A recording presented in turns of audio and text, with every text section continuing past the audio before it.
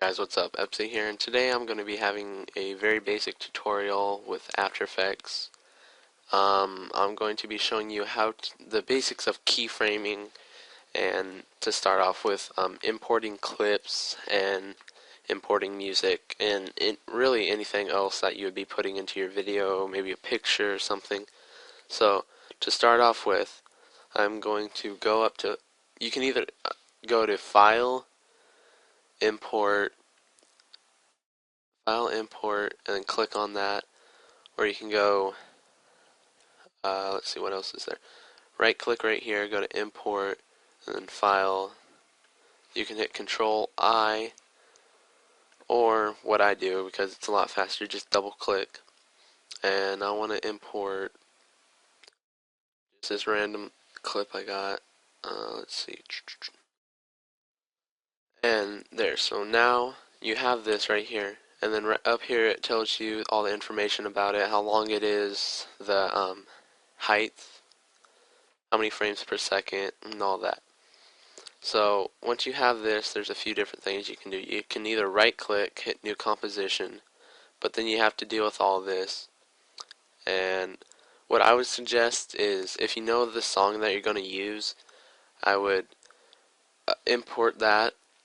So you'd get it in here, and then you would go and drag it down here, which is to make a new composition just based off of that.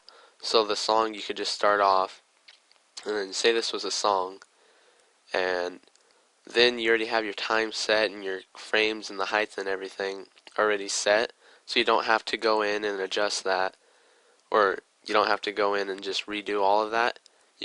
And then once you're done with your video, say it's the song's longer, you can go to composition, or go right click, go to composition settings, and you can change the time, frame rate, and the height and everything if you needed to. But I'm going to leave that how it is for this tutorial. So now once you have that, you can, let's see, so you know how to import your clips. Keyframing, alright. So let's see, what's something we can keyframe. Go ahead and ram preview. Oh, and also these are your controls. Go to your very first frame, go to your very last frame, go to a previous frame. This, you can go frame by frame. Play or pause your video. Like I said, go frame by frame, either forwards or backwards.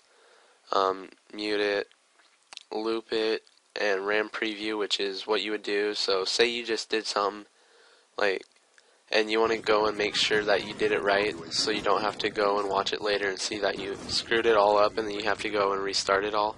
Saves a lot of time and anger. What you do is you hit that so you can watch it, and it's going to play, and yeah. So now say you have a slower computer.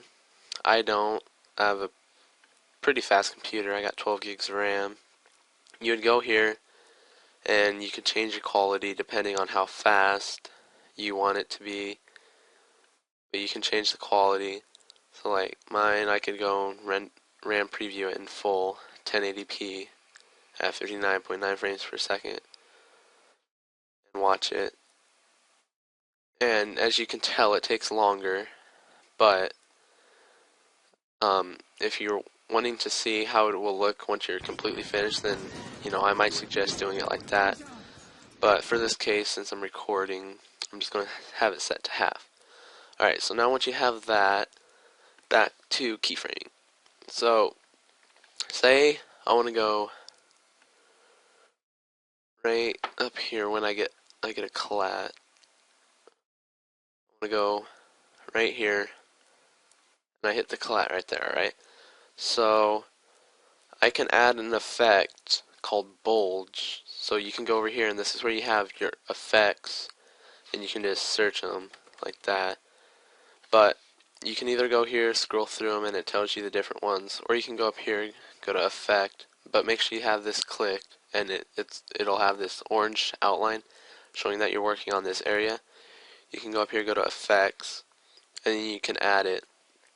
But up here, I'm going to look up just a basic thing called bulge.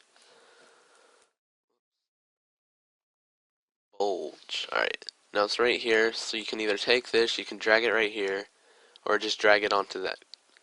Now, to start off with, you'll notice this circle and you might be thinking, what the heck is that? What you do is start off, I want this at 0, so it's just acting like it's not there. Now you're going to want to go to the frame before, or no, whoops, I'm sorry. Go to the frame where it hits.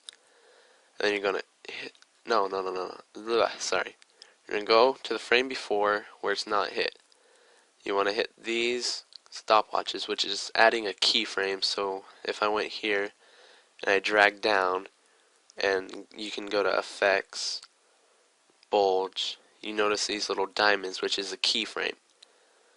And you can also do this that you're doing up here down here. But for this sake, or this tutorial, I'm just going to do it up here. So you're going to start off with it at 0. Now you can go ahead a frame where it actually hits and change this to 400. Now you can copy these settings that I have, or you can do what looks best for what you're doing.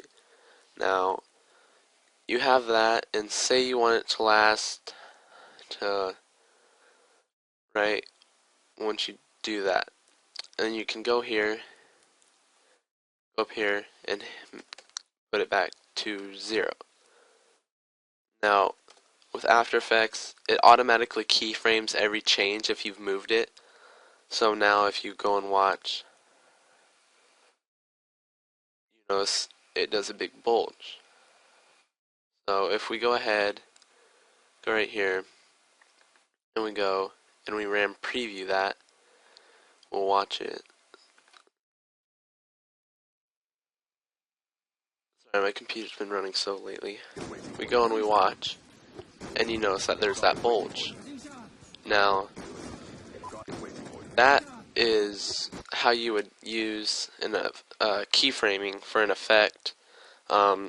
There's different things you can use for keyframing, like you can maybe keyframe if you used an effect called